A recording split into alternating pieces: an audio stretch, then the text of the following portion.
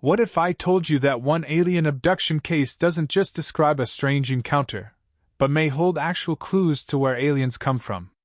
Not just sightings in the night sky, not just bright lights over a field, but details so specific, so chilling, that they could point to the very origins of extraterrestrial life itself.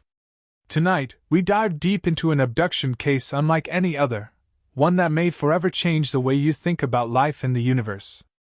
And here's the real question for you: are these beings visitors from another star system, or something far stranger? Stick around, because by the end, you might just question everything you thought you knew. Section 1: The Abduction Story. Narrator. Our story begins in the summer of 1978, in the quiet countryside of New Mexico.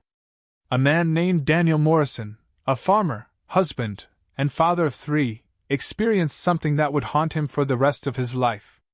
Driving home late one night, Daniel saw what he first thought was a helicopter hovering above the desert road. But as he got closer, he realized this was no helicopter. It was silent, metallic, and glowing with a pulsating blue light. His truck engine cut out. His headlights dimmed. And in that moment, Daniel's life changed forever. According to his testimony, he felt himself pulled upward by a force he couldn't resist. He described waking up inside a sterile, brightly lit chamber. His words? It smelled like metal, but also like the inside of a hospital. Inside, he encountered beings unlike anything he had ever seen before. Not the stereotypical little green men, but tall, slender entities with large black eyes, yet strangely human in some facial features. Now, here's where things get astonishing. What these beings told him wasn't just about him, it was about all of us. Section 2: Clues to Alien Origins. Narrator. Daniel claimed that during his abduction, the beings communicated, not with words, but directly into his mind. They showed him visions. A barren world, with skies darker than ours, 2 suns on the horizon, and structures carved into black stone. Could this have been their home planet? Or perhaps a memory implanted to make him believe so? Even more intriguing, Daniel described that the beings referred to themselves as the travelers, saying they had been coming to Earth for thousands of years. Here's where it gets mind-bending. He said they revealed something shocking: we are not born the way you are. We are made. Think about that for a second. If true, that means we might not be dealing with a natural species like humans or animals. These beings might be engineered lifeforms, biological machines designed for space travel. Now here's the kicker: Daniel claimed one of them even told him, "Your kind made us." Long ago. What could that mean? Did they mean humanity? Or another intelligent species long forgotten in cosmic history? I want you to really sit with that thought. What if aliens aren't the creators, but creations themselves? Section 3: Background Context and Parallels. Narrator. Now, at this point, you might be thinking, this sounds unbelievable. But here's where it gets interesting. Daniel's story has striking similarities to other abduction cases. Take the famous Betty and Barney Hill abduction of 1961. They too described being shown star maps and visions of another world. Betty even drew a map under hypnosis that some claim matches the Zeta Reticuli star system. Or the case of Travis Walton in 1975, who vanished for 5 days after a UFO encounter in Arizona. When he returned, he described not only small, gray beings, but also tall, human-like figures, eerily similar to what Daniel described. And then there's the Pascagoula Incident of 1973, where 2 men were taken aboard a craft and examined by robotic-like beings with claw hands. Again, machines mixed with biology. See the pattern?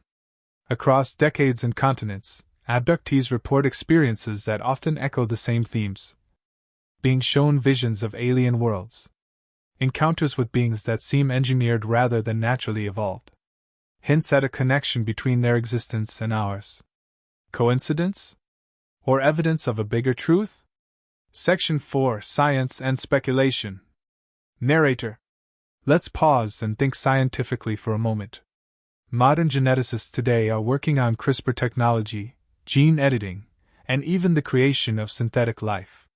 Scientists have already built synthetic bacteria in labs that can survive in extreme conditions.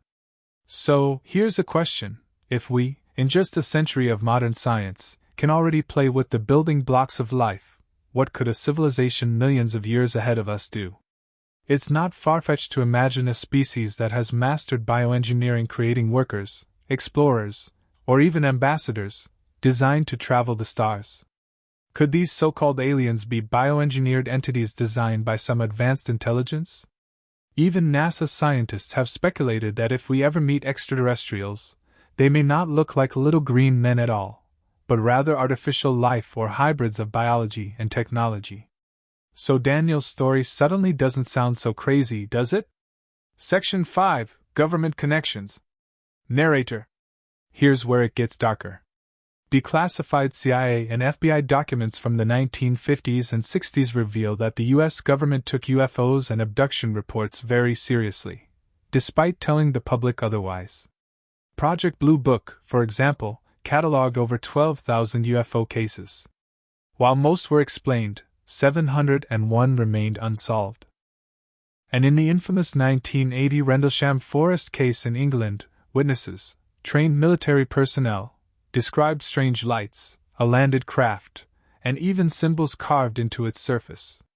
Some whistleblowers, like former defense contractor Bob Lazar, have even claimed that recovered alien craft weren't simply vehicles, but biological in nature. Living machines? Could it be that governments know more than they admit? And could Daniel's strange revelation, that we are made, connect with what they've been hiding? Section 6, Theories on Alien Origins. Narrator. So, where do these beings come from? Let's explore a few theories. Distant star systems. Many abductees mention Zeta Reticuli, Orion, or Pleiades. Could their visions be literal star maps? Interdimensional beings. Some researchers suggest they aren't from space at all, but from parallel dimensions slipping into ours. Future humans. Another wild idea. What if they're us?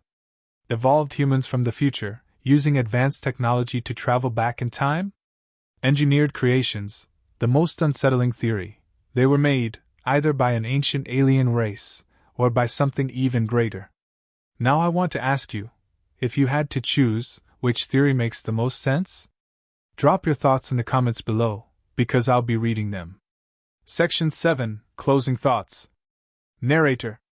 Daniel Morrison never fully recovered from his experience. He stopped farming, moved to a small town, and lived quietly. Until the day he died, he swore on his life that his story was true. Were his memories real? A hallucination? Or a glimpse into the truth about alien origins?